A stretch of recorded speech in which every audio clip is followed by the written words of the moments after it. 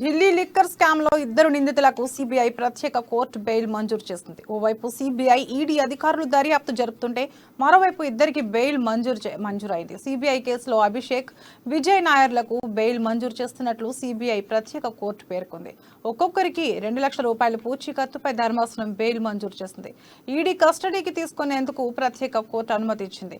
అభిషేక్, బోయినపల్లి, విజయ్ నాయర్లకు 5 రోజుల ఈడీ కస్టడీకి ఇస్తూ ఆదేశాలు జారీ చేసింది.